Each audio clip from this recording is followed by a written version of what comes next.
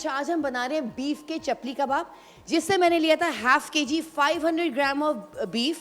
बारीक बारीक उसको ग्राइंड कर देना थोड़ा सा। उसके बाद आपने इसमें डालना है चर्बी, मतलब हाफ अ कप ऑफ चर्बी इसके अंदर जाएगी, ठीक है। फिर इसके अंदर मैंने डाला है सफ़ेद ज़ीरा भुना हुआ कुटा हुआ 1 टेबल स्पून, वो इससे मैंने डाला है। कुटी हुई लाल मिर्चें डाली हैं, लहसुन अदरक का पेस्ट डाला है। अगर लहसुन अदरक का पेस्ट नहीं है तो आप लोग इसको चॉप करके भी डाल सकते हैं, क्योंकि ये कीमे को जब आप लोग ग्राइंड करेंगे तो फिर ये मतलब चॉपर में, तो फिर ये क्या होगा, उसी में ग्राइंड हो जाएगा, ठीक है। नमक एज पर योर टेस्ट, मैंने इसमें 1 टीस्पून डाला है। पेपरिका पाउडर और कैयान पाउडर मतलब कश्मीरी मिर्च का पाउडर, वो मैंने 1-1 टीस्पून डाला है। हरी मिर्चों को चॉप करके, हरा धनिया को चॉप करके, लाइक 6 से 7 हरी मिर्चें और एक पूरी गट्ठी जो बंच होता है हरा धनिया का, वो मैंने इसको चॉप करके डाला है। और पूरा इस तरह से मैंने इसके जब इसको वो हो गया, फिर हमने क्या किया, तो हमने 3 टेबल स्पून बेसन जो होता है ग्राम फ्लावर, उसको मैंने तवे पे रोस्ट किया, ठीक है। 3 टेबल फिर मैंने उसके अंदर ऐड किया कीमे के अंदर, ताकि बाइंडिंग के लिए, ताकि आपके जो चपली कबाब है वो टूटे नहीं, ठीक है। वो मैंने इसे मिक्स करके, लेकिन रोस्ट करके इसलिए मैं डालती हूँ क्योंकि इसका टेस्ट और अच्छा होता है। और फिर मैंने इसमें डाला 2 टेबल स्पून अनारदाना। चले अब मैं, अच्छा फिर हमने क्या किया, इसके पैटीज बना के मैंने रख दिया। मैं फ्लेम ऑन करती हूँ, oil like 3 to 4 table spoon, ये थोड़े शैलो फ्राई होंगे, इनको हम डीप नहीं करेंगे।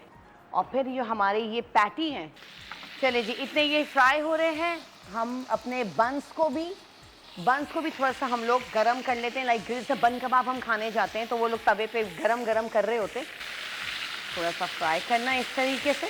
इतने हमारे बंस भी ये रोस्ट हो रहे हैं।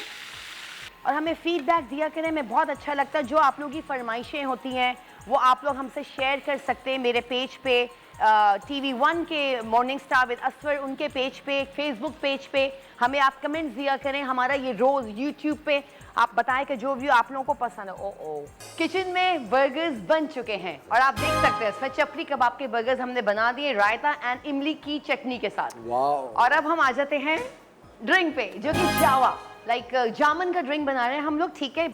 अच्छा जी, अब हम जो बनाने जा रहे हैं वो जामन का ड्रिंक है, ठीक है। सबसे पहले हम इसमें ऐड करेंगे वाटर 1/4 कप, ठीक है।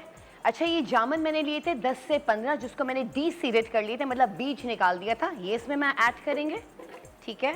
चीनी जो कि ये 4 टेबल स्पून है, हम इसमें ऐड कर देंगे, सही है। अच्छा ये कुछ पुदीने के पत्ते हैं, ये इसके अंदर जाएंगे, ठीक है, 4 से 5। अच्छा ये लाइम पाउडर है, लाइम जेस्ट, जो लीमू का छिलका होता है ना, लाइम का जो छिलका होता है उसका ये पाउडर है, ये इसके अंदर जाएगा अराउंड 2 टेबल स्पून। लीमू का रस इसमें जाएगा और काला नमक ब्लैक सॉल्ट, ठीक है, ये हम इसके अंदर ऐड कर देंगे अराउंड 1 टीस्पून। अच्छा जी, अब हम इसको क्या करेंगे, हम करेंगे इसको ब्लेंड, ठीक है।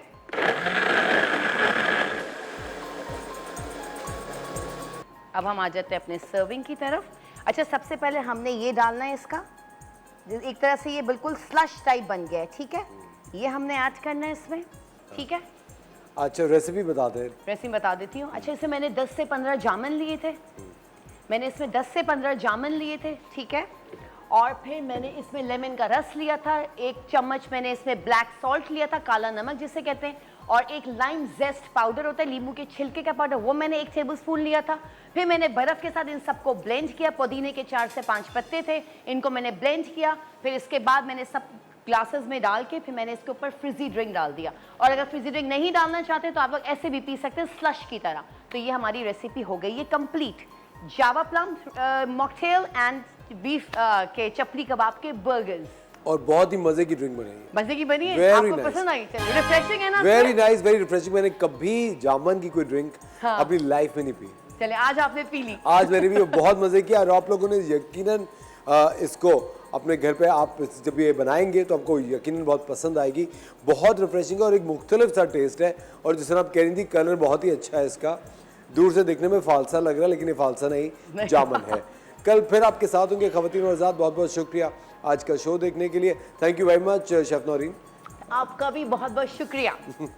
कल फिर आपके साथ होंगे एक शानदार से शो के साथ, अपना ख्याल रखिएगा, खुदा हाफिज़।